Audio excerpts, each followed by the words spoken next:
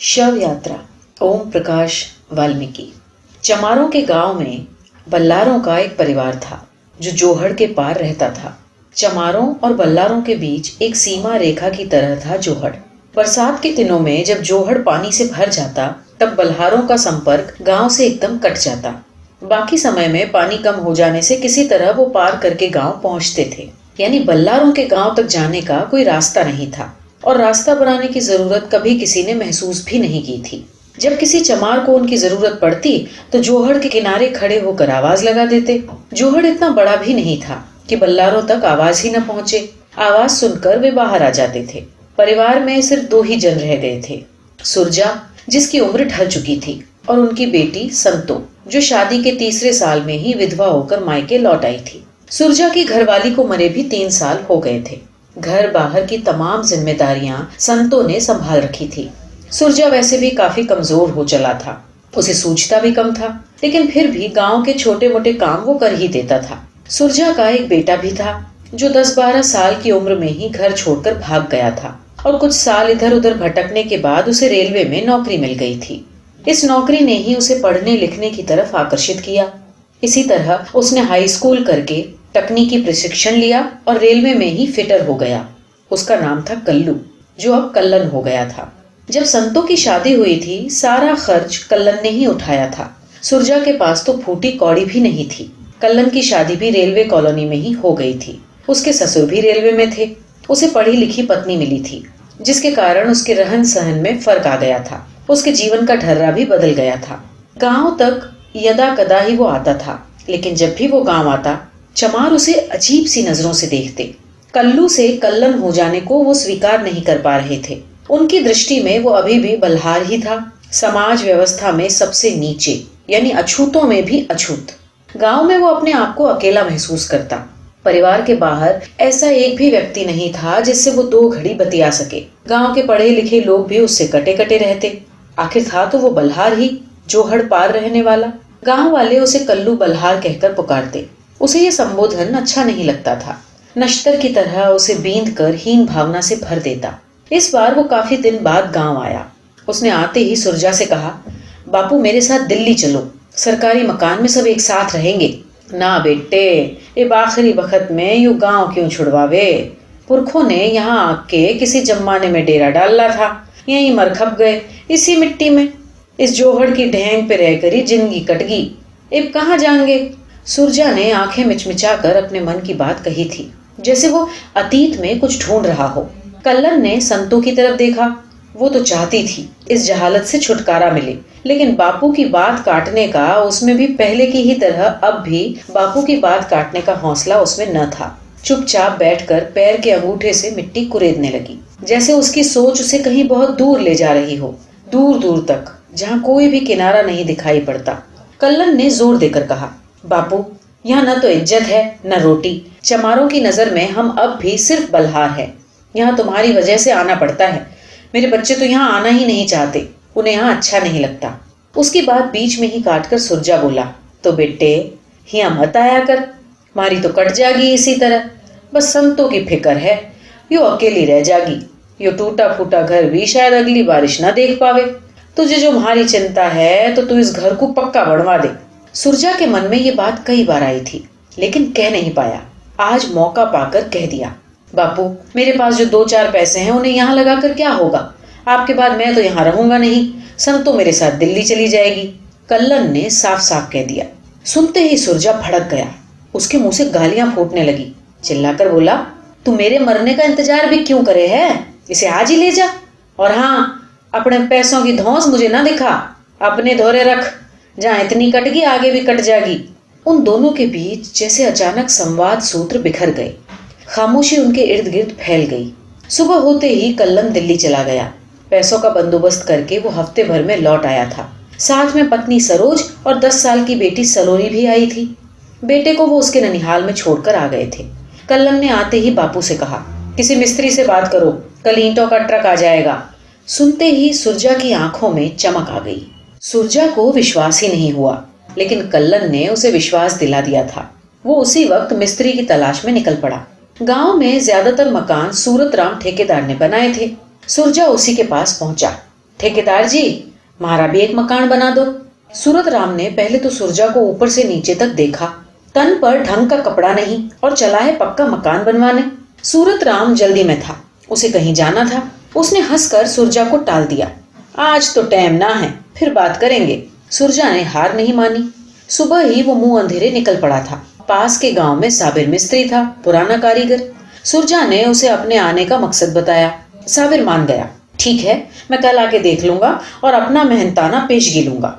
ठीक है मिस्त्री जी, कल आ जाओ। जोहड़ पे ही हमारा घर है।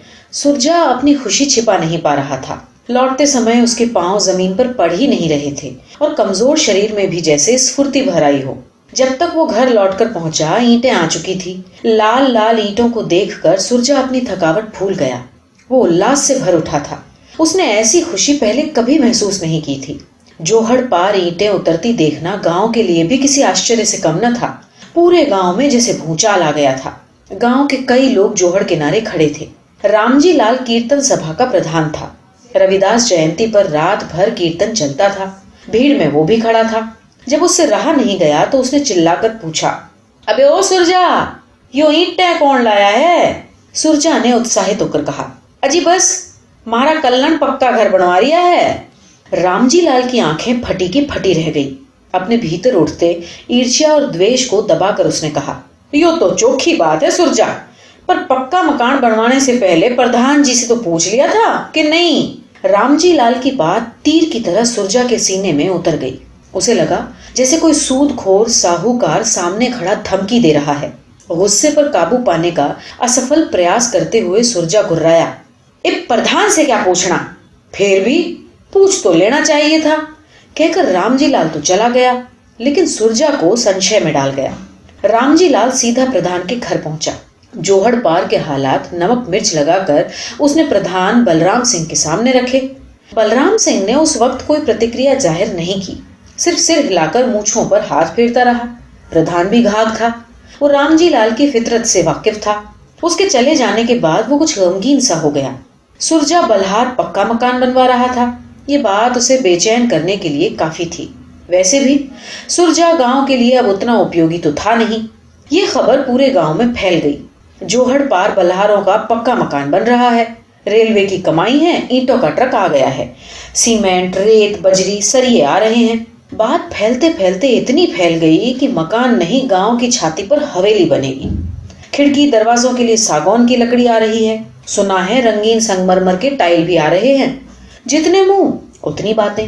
अगले दिन सुबह ही प्रधान का आदमी आ धमका जोहड़ के किनारे। सुरजा को मन मार के उसके साथ जाना पड़ा। सुरजा को देखते ही बलराम सिंह चीखा, आंटी में 4 पैसे आ गए तो अपनी औकात भूल गया। बल्लारों को यहाँ इसलिए नहीं बसाया था कि हमारी छाती पर हवेली खड़ी करें। ये जमीन जिस पे तुम रहते हो हमारे बाप दादों की है।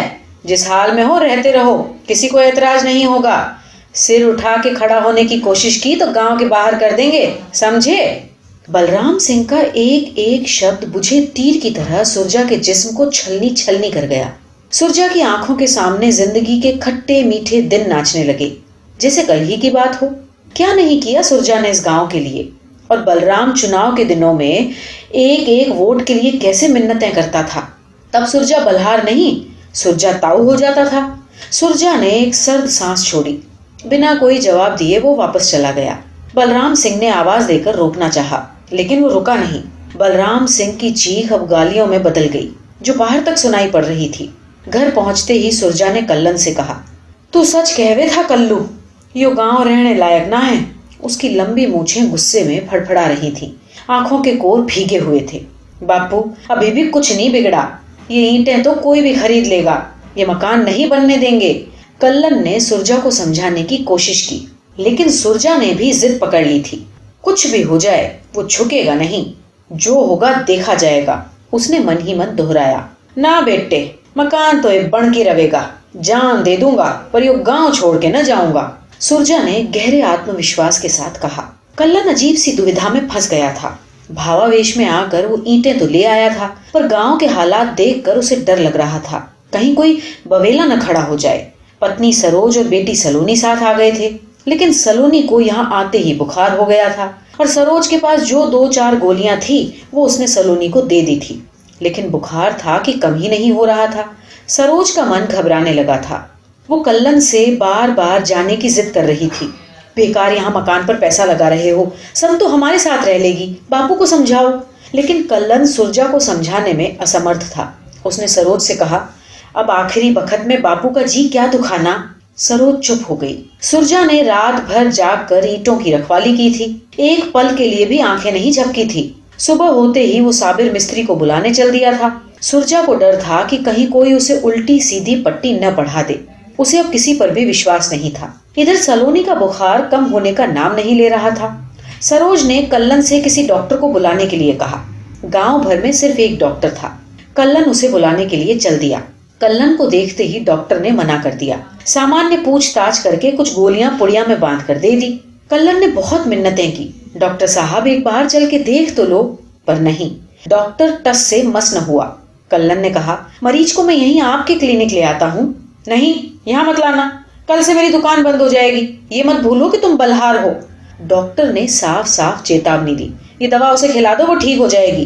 कल्लन निराश होकर लौट आया। डॉक्टर ने जो गोलियां दी थी वे सभी असरहीन थी। बुखार से बदन तप रहा था और तेज बुखार के कारण वो लगातार बड़बड़ा रही थी। संतो उसकी सेवा टहल में लगी थी। 1 मिनट के लिए भी वहां से हटी नहीं। सरोज की चिंता बढ़ रही थी। उसके मन में तरह तरह की शंकाएं उठ रही थी। सुरजा सुबह का गया, दोपहर बाद लौटा, थका हारा और हताश। उसे इस हाल में देखकर कल्लन ने पूछा, क्या हुआ बापू? सुरजा ने निढाल स्वर में कहा, होना क्या था, मिस्त्री कहीं दूर रिश्तेदारी में गया है, 10-15 दिन बाद आवेगा। बेटे, मुझे ना लगे वो आवेगा। सुरजा ने अपने मन की हताशा जाहिर की। क्यों बापू, हम तो उसकी मेहनत का पैसा उसे पेशगी दे रहे थे, फिर भी वो मुकर गया। कल्लन ने ताज्जुब जाहिर किया। गांव के ही किसी ने उसे रोका होगा, साबिर ऐसा आदमी तो ना है, वो भी इनसे डर गया दिखे। सुरजा ने गहरे अवसाद में डूब कर कहा। दोनों गहरी चिंता में डूब गए। सलोनी का जी कैसा है? सुरजा ने पूछा। उसकी तबीयत ज्यादा बिगड़ गई है बापू, अस्पताल ले जाना पड़ेगा। कल्लन ने चिंता व्यक्त की। किसी झाड़ फूंक वाले को बुला के लाऊं क्या? कहीं कुछ ओपरा ना हो? सुरजा ने शंका जताई। नहीं बापू, मैं कल सुबह उसको लेकर शहर जाऊंगा, बस आज की रात ठीक ठाक कट जाए। कल्लन के स्वर में गहरी पीड़ा भरी हुई थी। सुरजा ने उसे ढांढस बंधाया। पूरी रात जागते हुए कटी। सलोनी की तबीयत बहुत ज्यादा बिगड़ गई थी। सुबह होते ही कल्लन ने सलोनी को पीठ पर लादा, उसके इर्द गिर्द ठीक से कपड़ा लपेटा। सरोज साथ थी। वो धूप चढ़ने से पहले पहले शहर पहुंच जाना चाहते थे। शहर गांव से लगभग 8-10 किलोमीटर दूर था। आने जाने का कोई साधन था नहीं। कल्लन ने गांव के संपन्न चमारों से बैलगाड़ी मांगी, लेकिन बलहारों को वो गाड़ी देने को तैयार नहीं थे। पीठ पर लाद कर सलोनी को ले चलना कठिन हो रहा था। वो बार बार पीठ से नीचे की ओर लुढ़क रही थी। कल्लन की पत्नी सहारा देते हुए उसको जैसे तैसे संभाल रही थी और उसके पीछे पीछे चल रही थी। वो जल्दी से जल्दी शहर पहुंच जाना चाहते थे, लेकिन रास्ता कांटे नहीं कट रहा था। जैसे जैसे धूप चढ़ रही थी, सलोनी का जिस्म निढाल हो रहा था। उसकी सांसें धीमी पड़ गई थी। शहर लगभग आधा किलोमीटर दूर रह गया था। अचानक कल्लन को लगा जैसे सलोनी का भार कुछ बढ़ गया है। बुखार से तपता जिस्म ठंडा पड़ गया था। उसने सरोज से कहा, देख तो, सलोनी ठीक तो है? सलोनी के शरीर में कोई स्पंदन नहीं था। सरोज दहाड़ मारकर चीख पड़ी, मेरी बेटी को क्या हो गया? देखो तो, ये हिल क्यों नहीं रही? उसने रोते हुए कहा। कल्लन ने सलोनी को पीठ पर से उतार कर सड़क के किनारे लिटा दिया। वो हताश, ठगा सा खड़ा था। उसके अंतस में एक हड़कंप सी मच गई। 10 वर्ष की जीती जागती सलोनी उसके हाथों में ही मुर्दा जिस्म में बदल गई थी। सब कुछ उसकी आंखों के सामने घटा था। वो जोर जोर से चीख कर रो रहे थे। रास्ता सुनसान था और उनकी चीखें सुनने वाला दूर दूर तक कोई नहीं।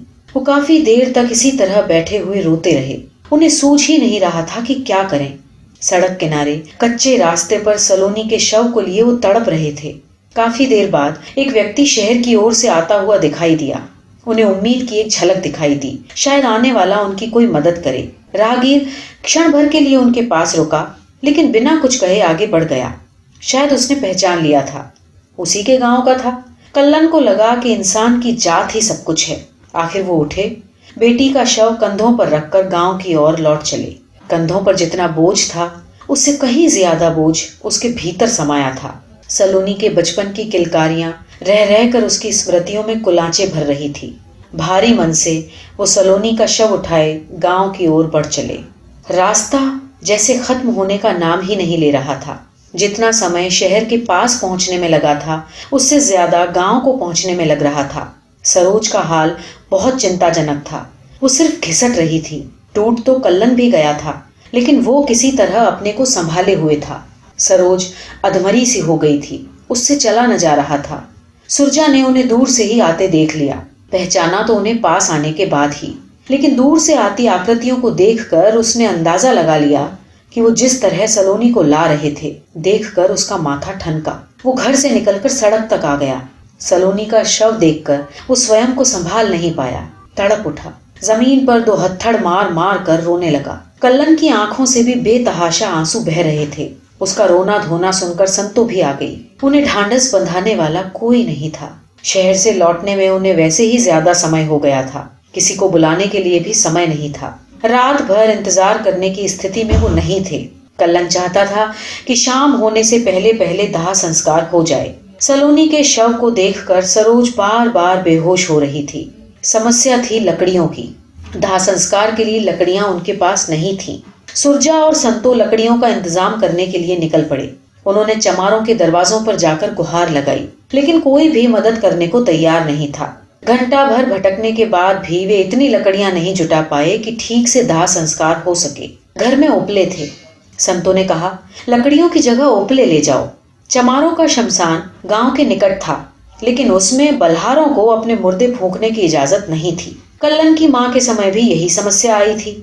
चमारों ने साफ मना कर दिया था। गांव से बाहर 3-4 किलोमीटर दूर ले जाकर फूंकना पड़ा था। इतनी दूर सलोनी के शव को ले जाना, लकड़ी और उपले भी। सुरजा और कल्लन के अलावा कोई था नहीं जो इस काम में हाथ बटाता। बल्लारों के मुर्दे को हाथ लगाने या शव यात्रा में शामिल होने गांव का कोई व्यक्ति नहीं आया। जात उनका रास्ता रोक रही थी। कल्लन ने काफी कोशिश की। वो रविदास मंडल, डॉक्टर अंबेडकर युवक सभा के लोगों से जाकर मिला, लेकिन कोई आने को तैयार न था। किसी न किसी बहाने से वो सब कन्नी काट गए। रेलवे कॉलोनी में अंबेडकर जयंती के भाषण उसे याद आने लगे। उसने उन तमाम विचारों को झटक दिया। गहरी वितृष्णा उसके भीतर उठ रही थी। उसे लगा कि वो तमाम भाषण खोखले और बेहद बनावटी थे। कल्लन ने सुरजा से कहा, बापू और देर मत करो। उन दोनों ने कपड़े में लिपटे सलोनी के शव को उठा लिया। स्त्रियों के शमशान जाने का रिवाज बल्हारों में नहीं था, लेकिन संतो और सरोज के लिए इस रिवाज को तोड़ देने के अलावा और कोई रास्ता न बचा था। संतो ने लकड़ियों का गट्ठर सिर पर रखा, हाथ में आग और हांडी उठा लिए। पीछे पीछे सरोज उपलों से भरा टोकरा लिए चल पड़ी। इस शव यात्रा को देखने के लिए चमारिनें अपनी छतों पर चढ़ गई थीं। उनकी आंखों के कोर भीगे हुए थे, लेकिन वो बेबस थी, अपने अपने दायरे में कैद। बल्हार तो आखिर बल्हार ही थे, अपने ही नहीं, उन्हें तो दूसरों के मुर्दे भी ढोने की आदत थी। चमारों का एक गांव और उसमें एक बल्हार परिवार।